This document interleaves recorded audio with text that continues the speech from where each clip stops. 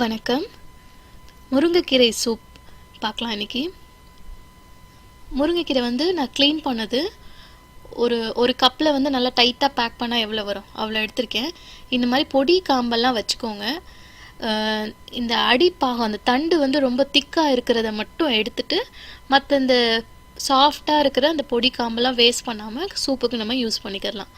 ஒரு 2-3 தடவை நல்லா கழுவிட்டு இதை எடுத்து வச்சுக்கோங்க.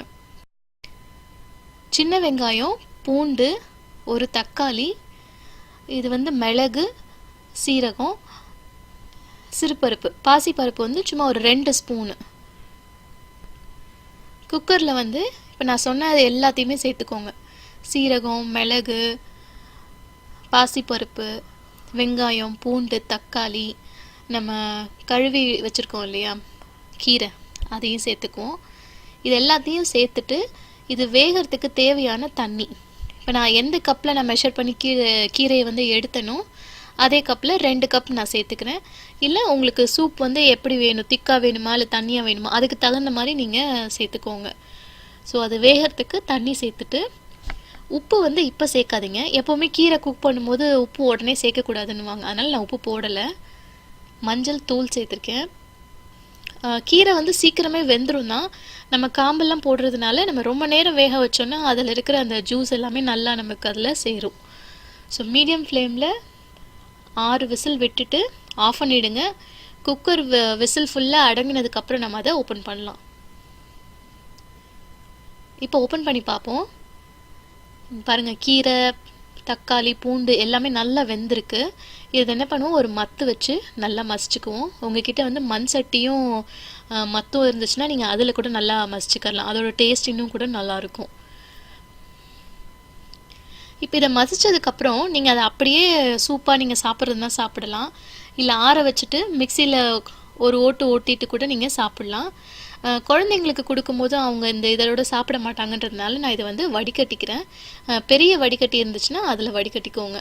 இப்போ பார்த்தீங்கன்னா இதில் இவ்வளோ கீரை, பூண்டு, அந்த பருப்பு எல்லாமே இருக்குது. இதை வந்து கீழே போடுறதுக்கு வந்து மனசே இல்லை. ஏன்னா பாதிக்கு பாதி சத்து வந்து இதில் இன்னும் இருக்குது.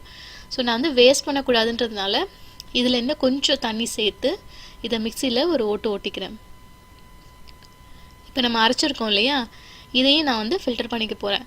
உங்களுக்கு ஓகே அப்படின்னா நீங்கள் என்ன பண்ணலான்னா இதை இன்னும் நல்லா சாஃப்டாக அரைச்சிட்டு ஆல்ரெடி வடிகட்டி வச்சுருக்க சூப்போடு கலந்து நீங்கள் அப்படியே கூட சாப்பிட்டுக்கலாம். நம்ம இப்போ கீரையாக சாப்பிட்டோம் அப்படின்னா கண்டிப்பாக அந்த காம்பு எல்லாத்தோடையும் தானே நம்ம சாப்பிடுவோம்.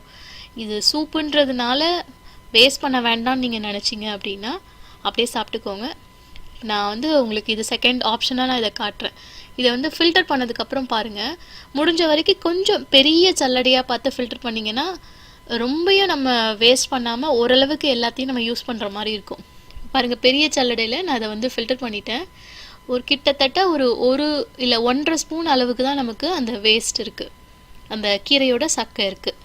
முடிஞ்ச வரைக்கும் வேஸ்ட் பண்ணாமல் அப்படியே யூஸ் பண்ண பாருங்கள். அப்போ தான் நமக்கு அதோட முழுமையான சத்து வந்து நமக்கு கிடைக்கும். இதை சர்வ் பண்ணும்போது ஒரு 2 ஸ்பூன் நெய்யை சூடு பண்ணிவிட்டு ஒரு 2 ஸ்பூன் அந்த முருங்கை இலை காம்பு இல்லாமல் அதை மட்டும் பொரித்து அந்த சூப்பில் சேர்த்துக்கோங்க. வேணால் நீங்கள் சீரகம் இதெல்லாம் கூட சேர்த்துக்கலாம். இதில் நம்ம உப்பு சேர்க்கலை, அதனால் சர்வ் பண்ணும்போது அவங்கவுங்களுக்கு தேவைக்கேற்ப உப்பு சேர்த்துட்டு மிளகுத்தூளும் சேர்த்து சர்வ் பண்ணுங்கள். ரொம்ப ஆரோக்கியமான ஒரு சூப். டெய்லியுமே இல்லை வாரத்தில் 2 தடவை 3 தடவை கூட நீங்கள் இதை சாப்பாட்டில் சேர்த்துக்கலாம்.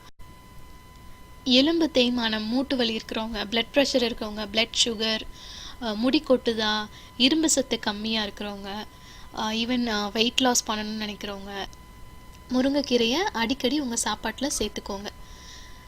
இந்த ஆரோக்கியமான முருங்கைக்கீரை சூப் வந்து ட்ரை பண்ணி பார்த்துட்டு எப்படி இருக்குன்னு எனக்கு சொல்லுங்கள். உங்கள் கமெண்ட்ஸ் மறக்காமல் கமெண்ட் செக்ஷனில் போடுங்க. தேங்க்யூ.